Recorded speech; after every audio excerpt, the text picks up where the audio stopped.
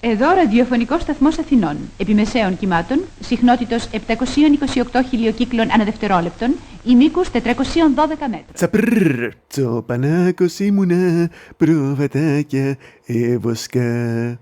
Bonjour mes amis, bienvenue au podcast Milton Experience.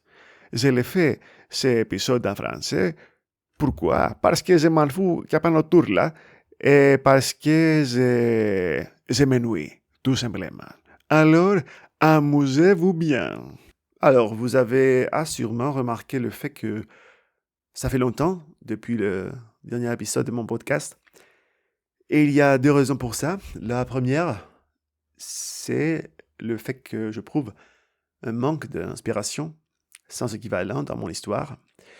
Et la deuxième, c'est que les deux mecs qui ont promis de m'aider, Monsieur Panos, Monsieur Mithridate, ils sont disparus, ils m'ont trahi, ils m'ont complètement abandonné. Et alors je me trouve tout seul dans mon appart et je n'arrive à rien produire, ce qui me frustre et qui me déçoit énormément. Je me trouve alors dans un état d'esprit très nihiliste et c'est pour ça que je produis cet épisode en français, parce que je m'en fous, je m'en fiche royalement combien d'entre vous le comprennent, parce que, savez-vous, même quand je produis quelque chose en grec ou en anglais, il n'y a personne qui l'écoute, alors ça ne joue aucun rôle. Et de plus, je viens de regarder sur la télé un interview de Manu, le président de la République française, qui a été conduite par notre célèbre journaliste gréco-français, Nikos Aliagas, un mec qu'on a envoyé pour nous représenter en France et qui nous rend très très fiers.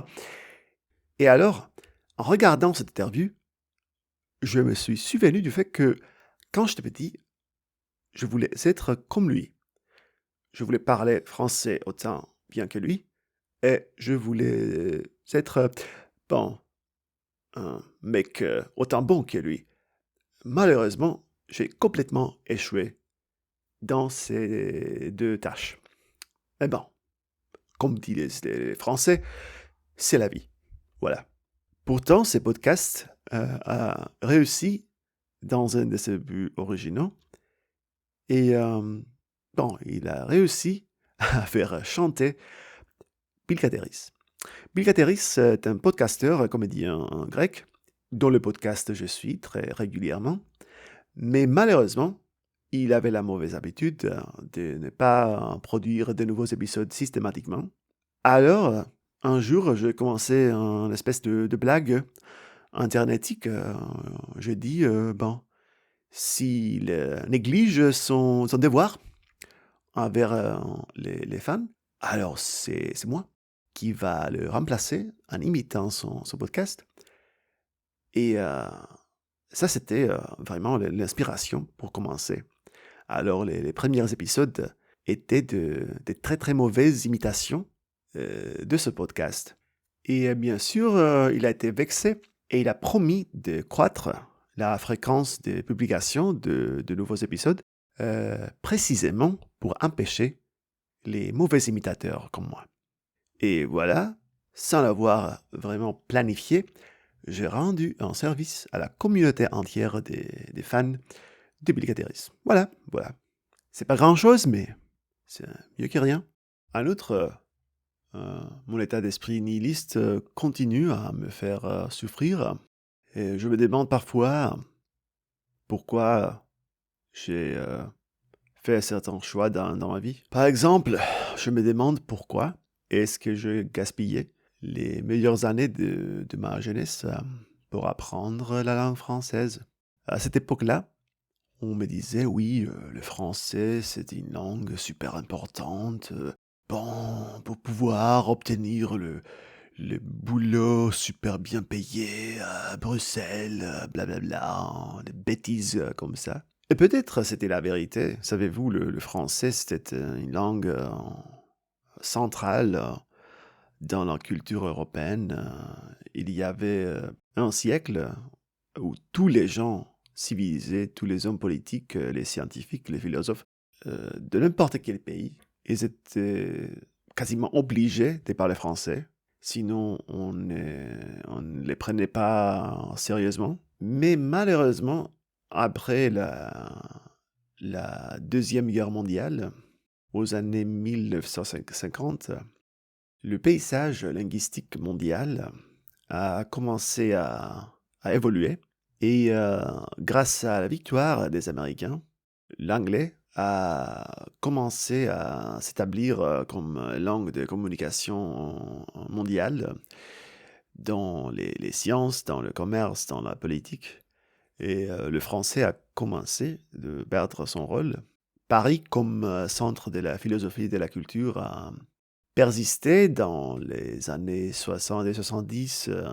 Il y avait une époque où, par exemple, tous les Grecs cultivés, les poètes, les écrivains, tout ça, les juristes, ils voulaient toujours vivre en France, à Paris pour un temps, pour acquérir des expériences, un vernis extérieur de culture et d'élégance, voilà. Mais les années 80, 90 ont abouti à une diminution graduelle de l'importance culturelle de la langue française.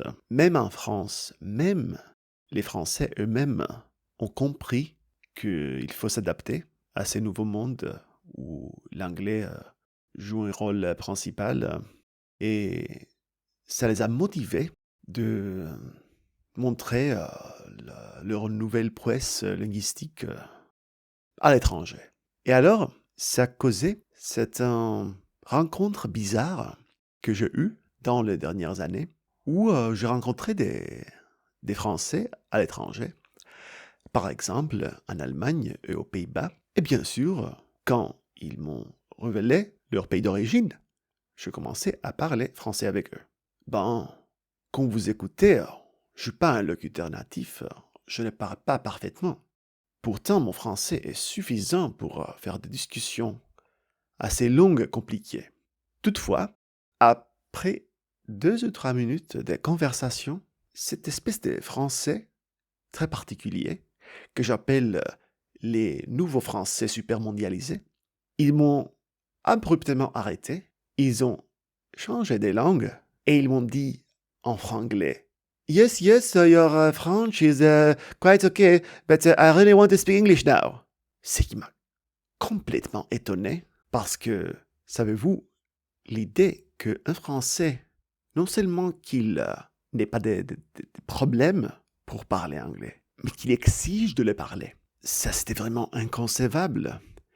Et pour moi, c'était l'indication qu'on vit plutôt dans une nouvelle ère où, bon, c'est un monde très bizarre que je ne comprends pas. Peut-être je suis un vieux boomer qui vieillit, qui demeure obsédé par un passé glorieux et imaginaire. Et pourtant, je ne sais pas. Vous connaissez peut-être le célèbre oracle français, Michel de Notre-Dame, qui est plutôt connu sur son surnom latin, Nostradamus. Alors, je suis sûr que si on regarde ces prophéties, les 10 quatrains, cette espèce de poème, de strophe de 4 vers, je suis sûr que il y a quelque part une prophétie qui dira que quand les Français refuseront de parler français, ça va signaliser la fin du monde. Et je crois que après l'écoulement de l'année 2020, on a davantage d'indices que la fin du monde arrive. Je n'ai pas vraiment besoin de vous expliquer à quoi je fais allusion. Bon, en tout cas, je suis désolé de vous avoir fatigué avec mon extrême pessimisme.